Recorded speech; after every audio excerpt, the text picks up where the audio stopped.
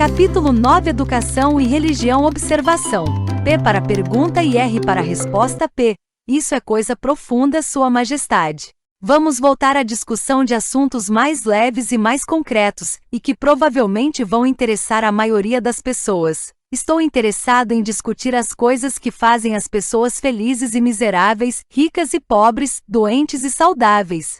Em resumo, estou interessado em tudo que pode ser usado por seres humanos, de tal forma que a vida possa pagar dividendos satisfatórios como retorno para o esforço que se coloca nesse negócio que se chama viver. R. Muito bem, vamos ser definitivos. P. Você pegou a minha ideia. Sua Majestade tem uma tendência a divagar em detalhes abstratos que a maior parte das pessoas não consegue nem entender, nem usar na solução dos seus problemas. Poderia isso, de alguma maneira, ser um plano definido seu para responder às minhas questões utilizando-se de respostas indefinidas? Se esse é o seu plano, é um truque astuto, mas não funcionará. Vá em frente agora e me fale mais alguma coisa sobre as misérias e os fracassos dos seres humanos que, por sua vez, crescem diretamente ligados à indefinição. R. Por que não me permitir lhe contar mais sobre os prazeres e sucessos das pessoas que entendem e aplicam o princípio da definição? P. Observo que algumas vezes pessoas com planos e objetivos definidos conseguem o que querem da vida, para somente depois descobrir que aquilo que elas conseguiram não é exatamente o que queriam. O que é então? R. Geralmente nos livramos de qualquer coisa que não queremos pela aplicação do mesmo princípio de definição das coisas das quais adquirimos. Uma vida que é vivida com absoluta paz de espírito, contentamento e felicidade, sempre se livra de tudo aquilo que não quer. Qualquer um que se submete a coisas que não quer por um longo período, este sim é um alienado. P. E o que você tem a dizer sobre pessoas casadas que deixam de querer estar um com o outro? Eles devem se separar ou é verdade que todos os casamentos são feitos no céu e os contratantes são, dessa forma, ligados eternamente por essa vontade momentânea, mesmo provando ser uma escolha pobre para ambos? R. Primeiro, deixe-me corrigir esse velho ditado de que todos os casamentos são feitos no céu. Eu conheço alguns que são feitos do meu lado da cerca. Mentes que não se harmonizam jamais deveriam ser forçadas a permanecer juntas no casamento ou em qualquer tipo de relacionamento.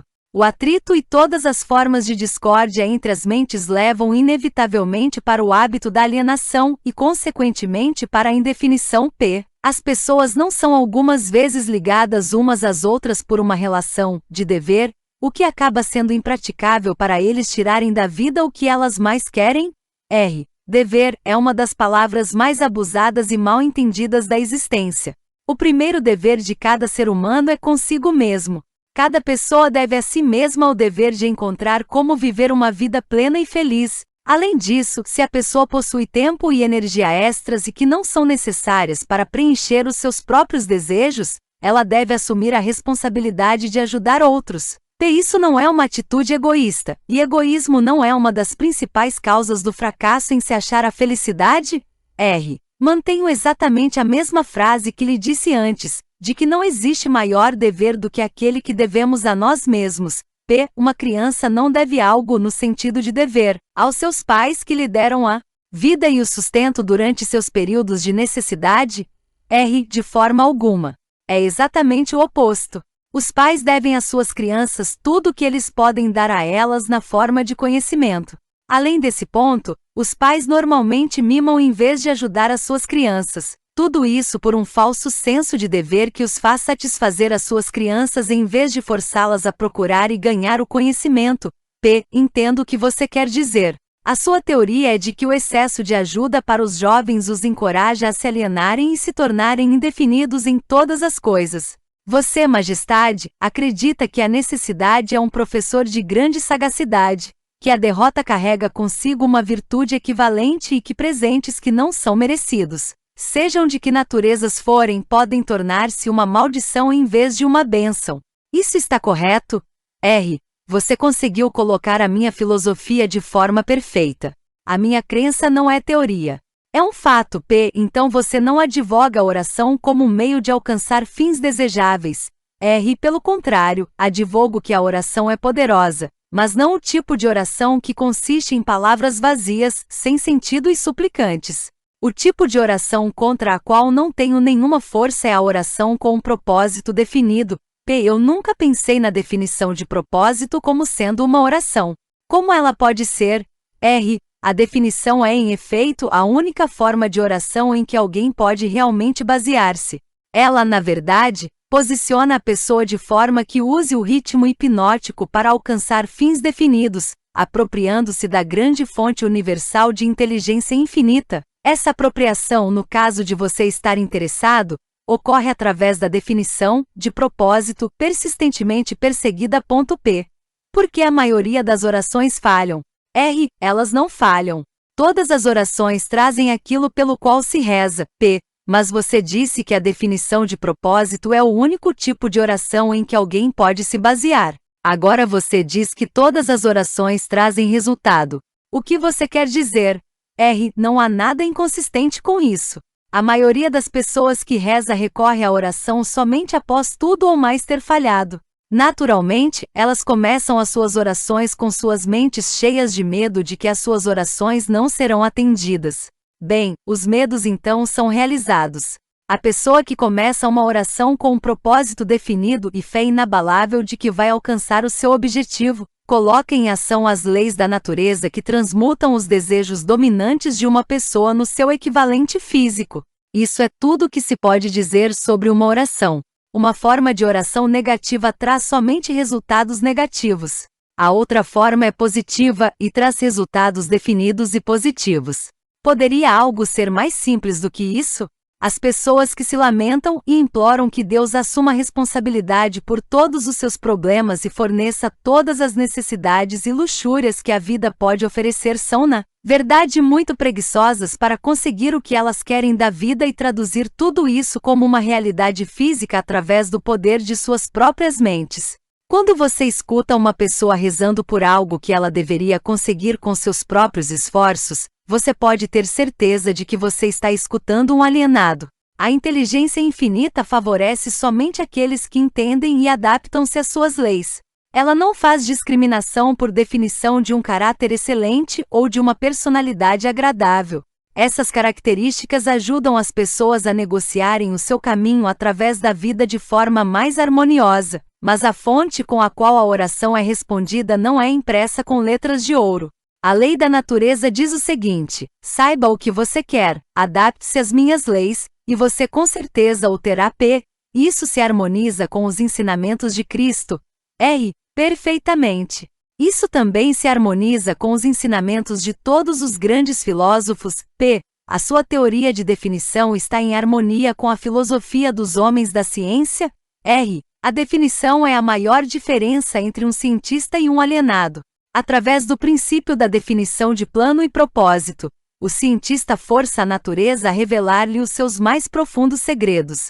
Foi através desses princípios que Edison descobriu o segredo da máquina falante vitrola, a lâmpada elétrica incandescente e muitos outros benefícios para a espécie humana. P. Então eu entendo que a definição é o primeiro requisito para o sucesso em todo e qualquer empreendimento humano.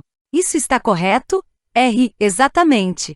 Qualquer coisa que ensine as pessoas a examinarem fatos e conectá-los a planos definidos através de um pensamento apurado vai dificultar a minha profissão. Se essa sede por conhecimento definido, que agora está se espalhando pelo mundo, mantiver-se assim, meu negócio ficará ameaçado dentro dos próximos séculos. Eu triunfo na ignorância, na superstição, na intolerância e no medo, mas não consigo manter-me de pé ante um conhecimento definido, propriamente organizado em planos definidos nas mentes das pessoas que pensam por si mesmas. P. Por que você não assume a onipotência e administra todos os trabalhos da sua própria maneira? R. Você pode também perguntar por que a porção negativa do elétron não toma conta da porção positiva e faz todo o trabalho. A resposta é que ambas as cargas, positiva e negativa da energia, são necessárias para a existência do elétron. Uma é balanceada igualmente contra a outra, e assim deve permanecer. E é dessa forma que ocorre a relação entre a onipotência e eu. Representamos as forças positivas e negativas de todo o sistema dos universos e estamos igualmente balanceados uma contra a outra. Se essa força de equilíbrio fosse modificada, mesmo que num ínfimo grau, todo o sistema dos universos se tornaria rapidamente reduzido a uma massa de matéria inerte. Agora você sabe por que eu não posso tomar conta de todo o show e simplesmente fazer tudo do meu jeito. Se o que você diz é verdade, você tem exatamente o mesmo poder que a onipotência possui. Isso é verdadeiro? Isso está correto. A minha oposição, a quem você chama onipotência, se expressa através das forças que você chama de boas, as forças positivas da natureza. Eu me expresso através de forças que você chama de más, as forças negativas da natureza. Tanto o bem quanto o mal são forças que devem coexistir na natureza. Uma é tão importante quanto a outra. Então a doutrina da predestinação é verdadeira. As pessoas nascem para o sucesso ou para o fracasso, para a miséria ou para a felicidade. Para serem boas ou más, e elas nada têm a ver com isso e muito menos podem modificar as suas naturezas. É isso que você está afirmando? Enfaticamente não. Cada ser humano possui uma ampla gama de escolhas, tanto para os seus pensamentos quanto para as suas ações. Cada ser humano pode usar o seu cérebro para a recepção e para a expressão de pensamentos positivos, ou pode usá-lo para expressar pensamentos negativos. A sua escolha nesse assunto tão importante molda toda a sua vida. Pelo que você disse, pude perceber que os seres humanos possuem mais liberdade de expressão do que você ou a sua oposição. Isso está correto? Sim, isso está correto. Tanto eu quanto a onipotência somos limitados por leis imutáveis da natureza. Nós não podemos nos expressar, seja de que maneira for, se não for em conformidade com essas leis. Então é verdade que o homem possui direitos e privilégios não disponíveis nem para a onipotência e nem para o diabo. Isso é a verdade? Sim, isso é verdade. Mas você também tem que acrescentar que o homem ainda não acordou totalmente para dar-se conta de sua força em potencial. O homem ainda se considera algo como uma poeira no vento, quando na realidade ele possui muito mais poder do que todas as criaturas vivas combinadas. A definição de propósito parece ser uma panaceia para todos os males do homem. Talvez não isso, mas você pode ter certeza de que ninguém se tornará autodeterminado sem a definição de propósito. Por que não ensinam para as crianças sobre a definição de propósito nas escolas? Pela razão de que não existe um plano definido ou propósito por trás de qualquer currículo escolar. As crianças são enviadas para a escola para ganhar um diploma escolar e aprender como memorizar, não para aprender o que elas realmente querem da vida. Qual o benefício de um diploma escolar, se não se consegue convertê-lo em realizações espirituais e materiais da vida? Eu sou somente o diabo e não um resolvedor de enigmas. Eu deduzo, por tudo que você diz, que nem as escolas e nem as igrejas preparam os jovens do mundo com um conhecimento prático de como funcionam suas próprias mentes. Existe alguma coisa de maior importância para um ser humano do que o entendimento das forças e circunstâncias que influenciam a sua própria mente? A única coisa de valor duradouro para qualquer ser humano é o conhecimento de como opera a sua própria mente. As igrejas não permitem que uma pessoa investigue e adentre para conhecer as potencialidades de sua própria mente, e as escolas tampouco reconhecem tais potencialidades. Você não está pegando um pouco pesado com as escolas e com as igrejas? Não, estou apenas as descrevendo como elas são, sem tendências ou preconceitos. As escolas e as igrejas não são seus piores inimigos? Os seus líderes podem pensar que são, mas eu só me impressiono com fatos. A verdade é esta, se é que você quer saber. As igrejas são meus aliados mais úteis e as escolas estão logo atrás. De que forma específica ou em termos gerais você faz essa afirmação? Da seguinte forma: tanto as igrejas quanto as escolas me ajudam a converter as pessoas para o hábito da alienação. Você consegue perceber que os indícios que você está levantando são substanciais, a ponto de macular a imagem de duas instituições que foram da maior importância e responsáveis pela civilização da forma como se conhece hoje? Se me dou conta? Minha nossa, eu me regozijo com isso. Se as escolas e as igrejas tivessem ensinado as pessoas a pensarem por si mesmas, onde eu estaria agora? Essa confissão sua desiludirá milhões de pessoas cuja única esperança de salvação está nas suas igrejas. Isso não é algo cruel para fazer com elas? Não seria muito melhor para a maioria das pessoas viver na ignorância desse fato do que saber a verdade sobre você? R. O que você quer dizer com o termo salvação? Do que na verdade as pessoas estão sendo salvas? A única forma de salvação duradoura que realmente é válida para qualquer ser humano é aquela que vem do reconhecimento do poder de sua própria mente. Ignorância e medo são os únicos inimigos dos quais os homens necessitam salvação. P. Você parece não considerar nada como sagrado. R. Você está errado. Mantenho como sagrada a única coisa que eu considero meu mestre, a única coisa da qual tenho medo. P. E o que é isso que você teme? R. O poder do pensamento independente amparado pela definição de propósito. P. Então você não possui muitas pessoas para temer? R. Somente 2 de cada 100, para ser mais exato. As outras todas eu controlo. P. Vamos dar um tempo para as igrejas e voltar para as escolas.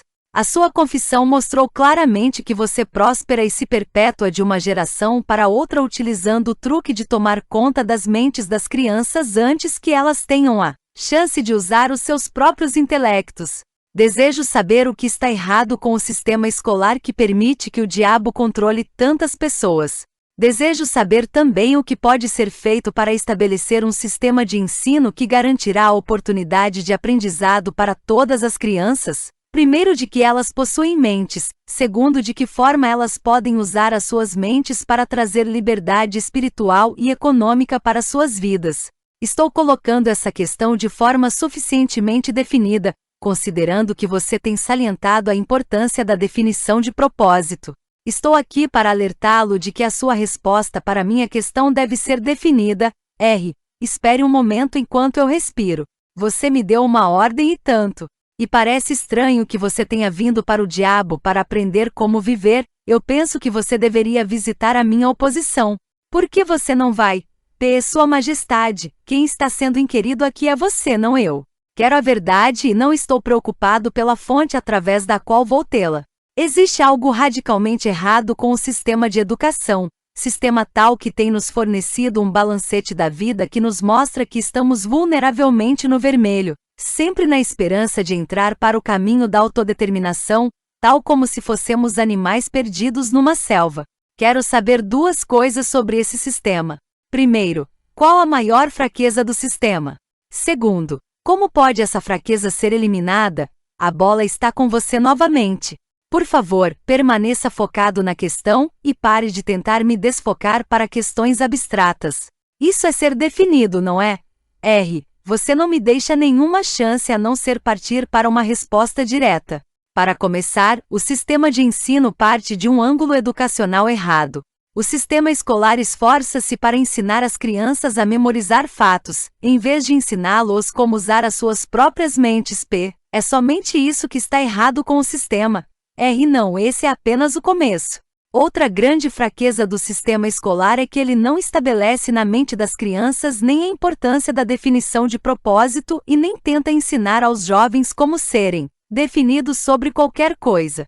O maior objetivo de toda a escola é forçar os estudantes a abarrotar as suas memórias com fatos, em vez de ensiná-los como organizar e fazer um uso prático desses fatos. Esse sistema de acumulação da memória faz com que a atenção dos estudantes seja centrada apenas em ganhar créditos e boas notas, mas deixa de lado a questão mais importante, que seria a do uso desse conhecimento nos assuntos práticos da vida. Esse sistema gradua estudantes e forma diplomados, cujas mentes estão vazias de autodeterminação. O sistema escolar partiu já de um mau começo. As escolas começaram a sua história como instituições de aprendizado de alto nível, tendo sido criadas inteiramente para aqueles poucos afortunados cujas famílias os destinavam para a educação. Assim, todo o sistema escolar foi desenvolvido começando pelo topo até chegar à parte de baixo da sociedade. Não é de se estranhar que esse sistema negligencia ensinar às crianças a importância da definição de propósito, quando o próprio sistema literalmente desenvolveu-se através da indefinição. P. O que corrigiria essa fraqueza do sistema escolar? Vamos combinar que não vamos reclamar da fraqueza do sistema ao menos que estejamos preparados para oferecer um remédio prático, com o qual todo o sistema pode ser corrigido.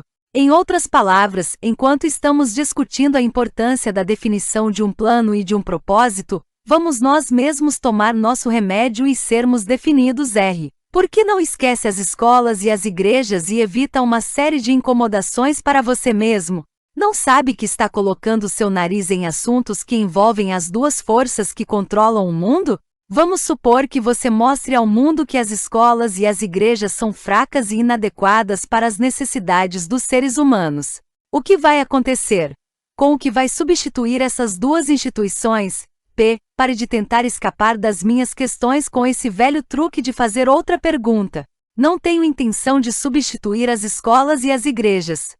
Mas tenho a intenção de encontrar, se puder, um meio de fazer com que essas forças organizadas possam ser modificadas de tal forma que elas sirvam as pessoas em vez de as manter nas trevas da ignorância. Vá em frente agora e me dê um catálogo detalhado de todas as mudanças que poderiam ser feitas no sistema escolar e que, por sua vez, o aperfeiçoariam. Então, você quer todo o catálogo, é isso? Quer as mudanças sugeridas na ordem de sua importância? Descreva as mudanças necessárias na ordem em que elas vêm para você. Você está me forçando a cometer um ato de traição contra mim mesmo, mas aqui está. Reverta o presente sistema dando às crianças o privilégio de liderar nos seus trabalhos escolares, em vez de seguir regras ortodoxas estabelecidas somente para compartilhar conhecimento abstrato. Deixe os instrutores servirem como estudantes e deixe os estudantes servirem como instrutores. Tanto quanto possível, organize todos os trabalhos das escolas em métodos definidos através dos quais os estudantes possam aprender fazendo e direcione o trabalho da classe de tal forma que todo estudante esteja engajado em alguma forma de trabalho prático, conectado com os problemas diários da vida.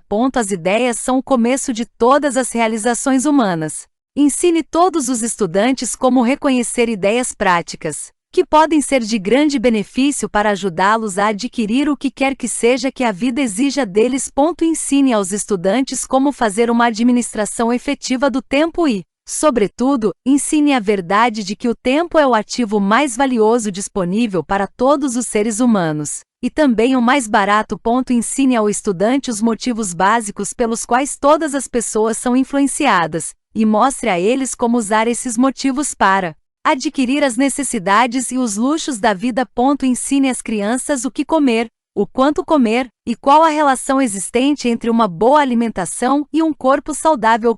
Ensine às crianças a verdadeira natureza e a função da emoção do sexo, e, sobretudo, ensine a eles que o sexo pode ser transmutado em uma força propulsora capaz de levar qualquer um ao topo de suas realizações. Ensine às crianças a importância de serem definitivas em todas as coisas, começando com a escolha de um grande propósito definido para a vida.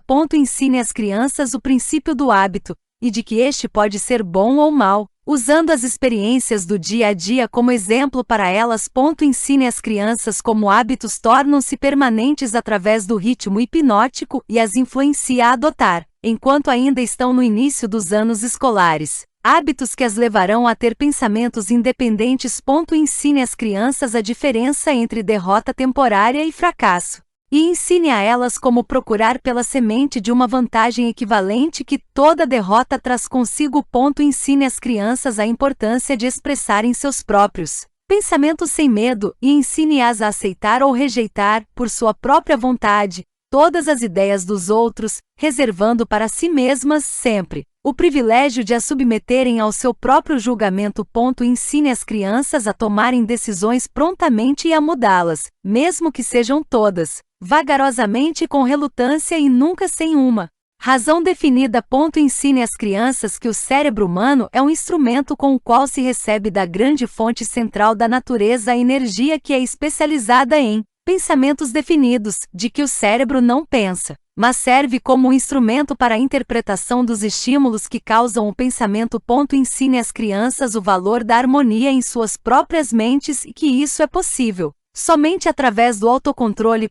Ensine às crianças a natureza e o valor de ter autocontrole. Ensine às crianças que existe uma lei de retornos crescentes que pode e deve ser colocada em operação como um hábito, mostrando que se deve sempre prestar mais e melhores serviços do que é esperado delas. Ensine às crianças a verdadeira natureza da regra de ouro e, sobretudo, mostre a elas que, através da operação desse princípio, tudo o que elas fazem para e por outros, elas acabam fazendo para si mesmas. Ensine as crianças a não terem opiniões, a não ser que sejam formadas por fatos ou crenças que possam ser razoavelmente aceitas como verdadeiros fatos. Ensine às crianças que cigarros, bebidas, drogas e o sexo em demasia destroem a força de vontade e acabam levando ao hábito da alienação. Não proíba esses males, apenas explique para elas. Ensine às crianças sobre o perigo de acreditar em qualquer coisa meramente porque os seus pais, os seus instrutores religiosos ou qualquer outra pessoa tenha dito para fazê-lo. Ensine as crianças a encararem fatos, sejam eles agradáveis ou desagradáveis, sem recorrer a subterfúgios ou sem oferecer-lhes álibis. Ensine as crianças a encorajarem o uso do seu sexto sentido, através do qual as ideias apresentam-se em suas mentes de fontes desconhecidas e a examinar tais ideias cuidadosamente.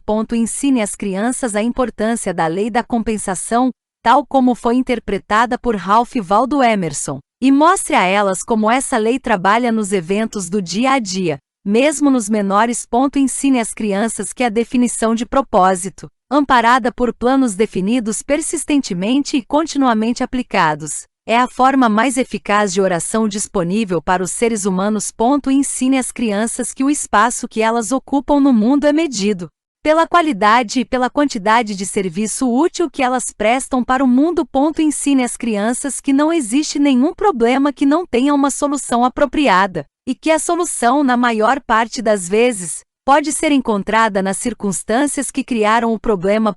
Ensine às crianças que as suas únicas limitações reais são aquelas impostas por si mesmas ou que elas permitem que outros estabeleçam em suas próprias mentes.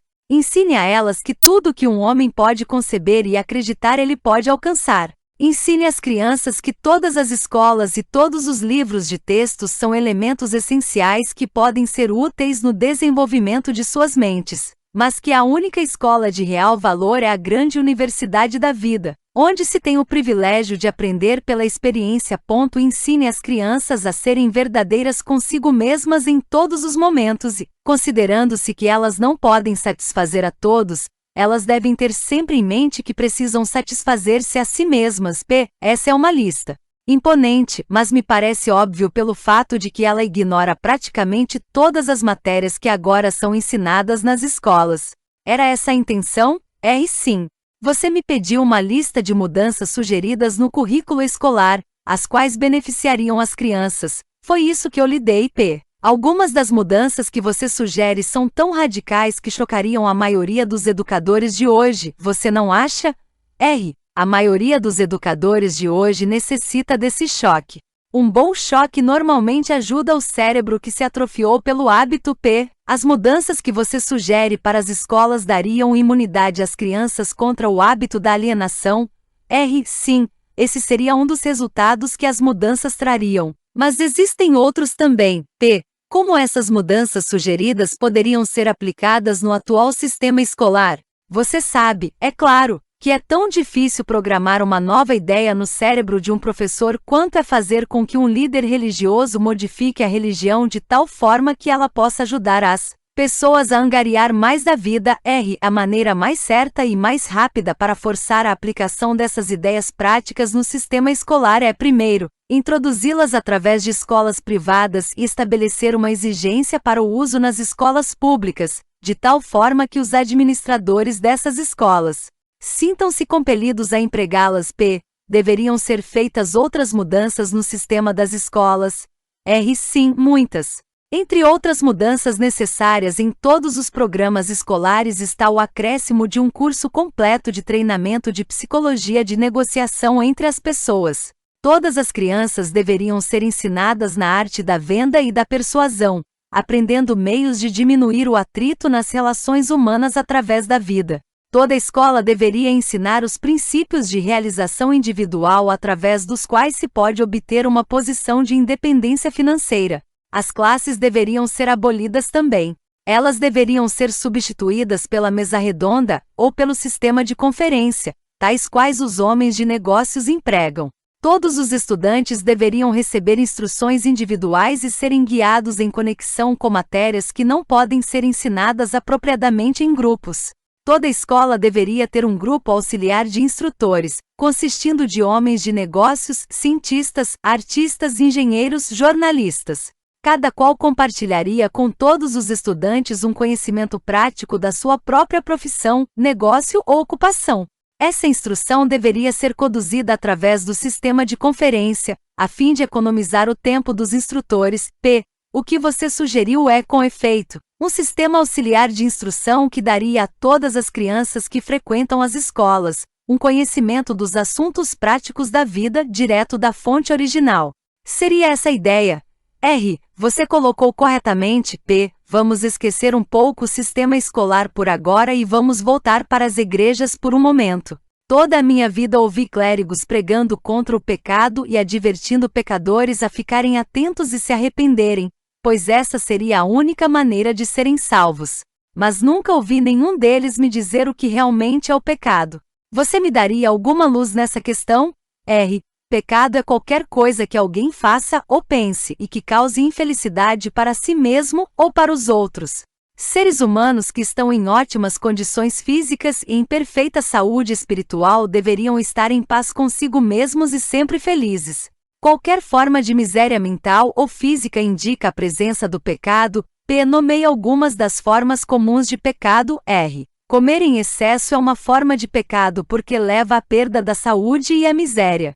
O excesso de sexo é um pecado porque quebra a força de vontade da pessoa e a leva para o hábito da alienação. Permitir que a mente seja dominada por pensamentos negativos de inveja, ganância, medo, ódio, intolerância, vaidade, autopiedade ou desencorajamento é uma forma de pecado porque esses estados mentais levam para o hábito da alienação. Enganar, mentir e roubar também são pecados, porque esses hábitos destroem o autorrespeito, submetem a consciência e levam à infelicidade. É um pecado também permanecer nas trevas da ignorância, porque a falta de conhecimento leva à pobreza e à perda da autoconfiança. É um pecado aceitar da vida qualquer coisa que não se queira, porque isso indica uma forma imperdoável de negligenciar o uso da mente. É um pecado alienar-se através da vida sem um objetivo definido, plano ou propósito. Sim, porque esse hábito leva à pobreza e destrói o privilégio da autodeterminação. Ele também priva uma pessoa do privilégio de usar a sua própria mente como um meio de contato com a inteligência infinita. Você é um inspirador-chefe do pecado? Sim. O meu negócio, como eu já disse, é ganhar o controle das mentes das pessoas de todos os meios possíveis. Você consegue controlar a mente de uma pessoa que não comete pecados? Não consigo, porque essa pessoa nunca permite que sua mente seja dominada por qualquer forma de pensamento negativo. Não consigo entrar na mente de quem não peça, muito menos controlá-la.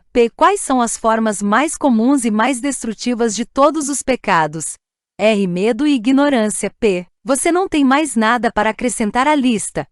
Nada mais a acrescentar. O que é a fé? É um estado da mente onde se reconhece e se utiliza o poder do pensamento positivo, como um meio pelo qual se contata e se chega à fonte central da inteligência universal. Em outras palavras, a fé é a ausência de todas as formas de pensamento negativo.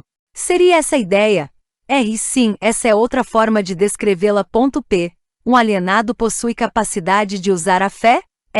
Ele pode ter a capacidade de usar, mas não utiliza. Todo mundo tem a força potencial para limpar a sua mente de todos os pensamentos negativos, e dessa forma utilizar-se do poder da fé. Colocando de outra forma, a fé é a definição de propósito amparada pela crença na obtenção do objetivo desse propósito. Isso está correto? Essa é a ideia exatamente.